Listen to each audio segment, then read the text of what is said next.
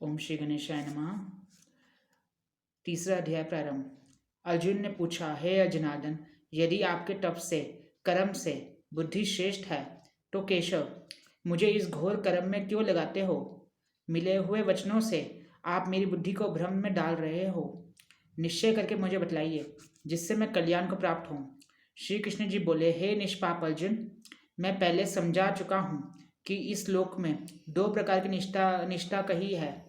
एक तो सांख्य वालों का ज्ञान योग और दूसरा योगियों का कर्म योग। कर्मों का प्रारंभ ना करने से ही कोई निष्कर्म नहीं कहलाता और कर्मों का त्याग करने से, संन्यास करने से ही किसी को सिद्धि नहीं मिल जाती। मनुष्य क्षण भर भी कर्म किए बगैर नहीं रह सकता। प्रकृति के गुण ही सब मनुष्यों को कुछ न कुछ कर्म करने में लगाते हैं। जो ज्ञानी कर्मेंद्रियों को रोककर आत्मचिंतन करने के बहाने विषयों की चिंता करता है वह पाखंडी मिथ्याचारी कहलाता है। हे अर्जुन, जो इंद्रियों को मन से दमन करे और विषयों में प्रवृत्त न होने देकर उनसे कार्य लेता है वह कर्म योग का अभ्यास कहलाता है और श्रेष्ठ कहलाता है। अपने धर्म के अनुसार नियमित कर्म करो, बिना कर्म के तुम्हारे शरीर का निर्वाह नहीं हो सकता। हे कौन्तेय, यज्ञ के निमित्त किए जाने वाले कर्मों को छोड़कर जितने कर्म हैं उनके करने से मनुष्य को बंधन होता है। अतएव तुम फल की इच्छा त्याग कर यज्ञ के लिए कर्म करो। सृष्टि के आरंभ काल में ब्रह्मा जी ने यज्ञ सहित प्रजा को उत्पन्न करा। प्रजा से कहा था कि यज्ञ आदि कर्म करके वृद्धि को प्राप्त होगे। यही सब कर्म तुम्हारे निमित्त कामधेनु होवेंगे। इस यज्ञ से तुम देवताओं को संतुष्ट करते रहो और देवताओं भी तुम्हें संतुष्ट करेंगे। इस प्रकार परस्पर बर्ताव करते हुए तुम और देवता कल्याण को प्राप्त होगे।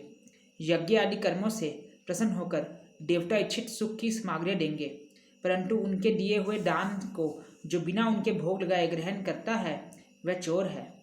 पंच महायज्ञ करके जो शेष बचा हुआ भोग ग्रहण करते हैं वह सब पापों से मुक्त हो जाते हैं, और जो अपने निमित्त ही अन्न पकाते हैं वह पापी पुरुष पाप को ही भक्षण करते हैं। अन्न से प्राणियों की उत्पत्ति होती है। अन्न मेघ से उत्पन्न होते हैं। मेघ यज्ञ द्वारा जल बसाया जाता है और यज्ञ की उत्पत्ति कर्म से होती है। कर्म की उत्पत्ति ब्रह्म से हुई है और ब्रह्म अक्षर परमात्मा से है। इस कारण सदा सब पदार्थों में रहने वाला जो ब्रह्म है वह सब यज्ञों में प्रस्तुत है। हे पार्थ, इस प्रकार चलाए हुए कर्म के चक्कर के अनुसार जो नहीं चलता है वह पापमय है। जो पुरुष आत्मा में ही रत रहता है और आत्मानंद अनुभव से तृप्त रहता है उसे कुछ भी कार्य शेष नहीं है। वह कोई कर्म करे या ना करे उसको कोई प्रयोजन अथवा लाभ नहीं है, और किसी प्राणी से अपना लाभ कर लेने से की भी कोई आवश्यकता नहीं। इसलिए तुम भी फल की प्राप्ति की इच्छा त्याग कर कर्तव्य करते रहो। राजा जनक आदि ने भी कर्म सिद्धि पाई है।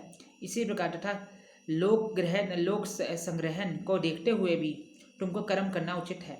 श्रेष्ठ पुरुष जिस कर्म का आचरण करता है दूसरे मनुष्य उसी मार्ग पर चलते हैं, और वह जिसको प्रामाणिक मानता है उसी के अनुसार सब उत्तम मानते हैं।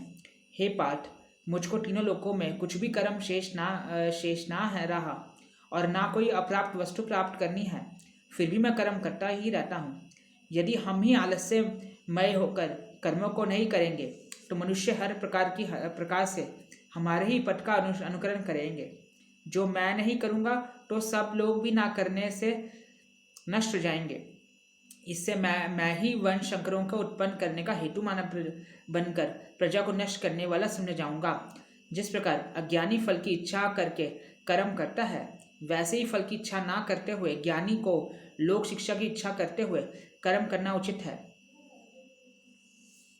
कर्म में आसक्त अज्ञानियों की बुद्धि में ज्ञानी भेदभाव उत्पन्न ना कर, परंतु आप स्वयं कर्म करता हुआ उससे भी प्रसन्नता पूर्वक कर्म करावे। हे अर्जुन, सब कर्म प्रकृति के गुण से ही उत्पन्न होते हैं, परंतु जिनकी बुद्धि अहंकार से भ्रष्ट हो जाती है ऐसे मूर्ख लोग समझते हैं कि हम करता है, परंतु जो गुण और कर्म के विभाग को सच्चा तत्व जानता है वे ज्ञानी पुरुष ये समझकर इसमें आसक्त नहीं होता कि गुणों का ये खेल आपस में हो रहा है। हे अर्जुन, अध्यात्म बुद्धि से सब कर्मों का तुम मुझ में अर्पण करके कर्म फल की आशा छोड़कर संग्राम करो।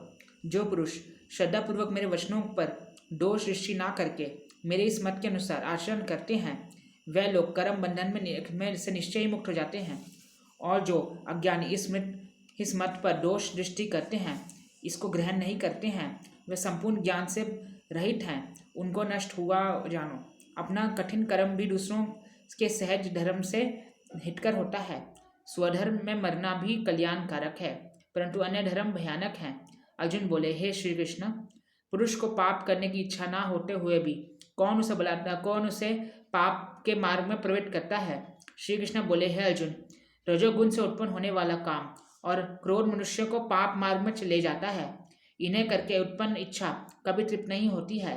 हे महापापी और घोर शत्रु हैं, तृप्त नहीं होते। ये महापापी और घोर शत्रु हैं। जैसे धुआं से अग्नि, धूल में से दर्पण और झिल्ली से गर्भ का बालक ढका रहता है, उसी प्रकार विषय की इच्छा से आत्मज्ञान ढका हुआ है।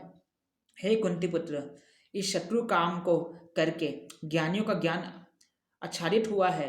इंद्रियां, मन और बुद्धि इस काम के आश्रय स्थान है। इनके सहारे विषय इच्छा ज्ञान को आच्छादित करके जीव को मोहित कर लेती है। अतः तुम सर्वप्रथम इंद्रियों को वश में करके ज्ञान और विज्ञान को नष्ट करने वाले इस काम को जीतो। कहते हैं कि इंद्रियां प्रबल हैं और इंद्रियों से ही प्रबल मन है, और इस प्रकार जो बुद्धि से परे है उस आत्मा को जानकर निश्चयात्मक बुद्धि द्वारा मन को निश्चल करके हे महाभाव, तुम उसे दुर्धर शत्रु नाम को जीत लो।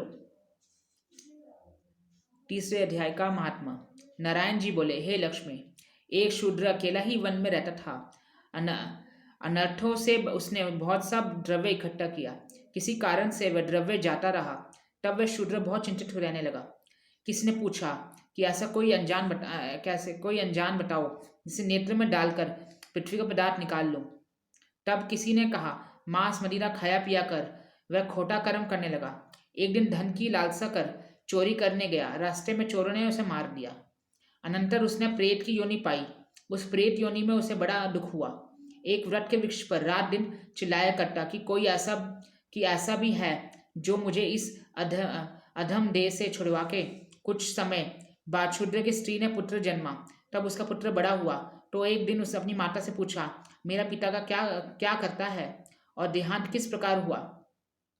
तब उसकी माता ने कहा, बेटा, तेरे पिता के पास धन बहुत था, यूं ही जाता रहा। एक दिन धन की लालसा से चोरी करने गया, परंतु मार्ग में चोरों ने उसे मार डाला। तब उसने कहा, हे माता, उसकी गति कराई थी? तब माता ने कहा, नहीं। फिर कहा, हे माता, उसकी गति करानी चाहिए। वह पंडितों से पूछने लगा और प्रार्थना करी, हे स्वामी, मेरा पिता एक दिशा में जाकर मृत्यु को प्राप्त हुआ है, उसका उद्धार किस प्रकार होवे? तब पंडितों ने कहा, गया कीजिए, जाकर उसकी गया करो, तब पितरों का उद्धार होगा। यह सुन माता की आज्ञा लेकर गया जी को गमन किया। प्रयागराज को दर्शन स्नान करके फिर आगे को चला। रास्ते में एक वृक्ष के नीचे बैठा। वहां उसका बड़ा भय हुआ। वृक्ष वहां था जहां उसके पिता प्रेत की योनि में प्राप्त हुआ था। उसी जगह में चोरों ने उसको मारा था। तब उस बालक ने अपना गुरु मंत्र पढ़ा। उसका एक और भी नियम था कि वह एक गीता के अध्याय का नित्य पाठ किया करता था। उस दिन उसने श्री गीता जी के तीसरे अध्याय का पाठ किया। उस वृक्ष के तले बैठकर किया। उसके पिता ने प्रेत योनि में सुनकर उसकी प्रेत देह छूट गई। देवदही पाई। स्वर्ग से विमान आए। विमान पर चढ़कर उसके सामने आकर आशीर्वाद दिया और कहा, हे पुत्र, मैं तेरा पिता हूँ जो मरकर प्रेत हुआ था। इस तेरे पाठ करने से मेरी ये देवदही हुई है। अब मेरा उद्धार हुआ है। अब तू गया जी मैं अपनी खुशी से जा। इतना सुनकर पुत्र ने कहा, हे पिताजी, कुछ और आज्ञा करो जो मैं आपकी सेवा करूं। तब उस देवदही ने कहा, देख, तेरी 7 पीढ़ियां पितर नरक में पड़ी हैं, बड़े दुखी हैं। अब तू श्री गीता जी के तीसरे अध्याय का पाठ करके उनको इस दुख से मुक्त कर दान कर। इतना वचन कहकर वह देवदही स्वर्ग को गई। तब बालक ने कहा, तीसरे अध्याय का पाठ किया, सब पितरों का पुण्य देकर बैकुंठगामी किया। जो जीव गीता जी के पाठ करे या श्रवण करे उसका फल कहाँ तक कहने में नहीं आ सकता।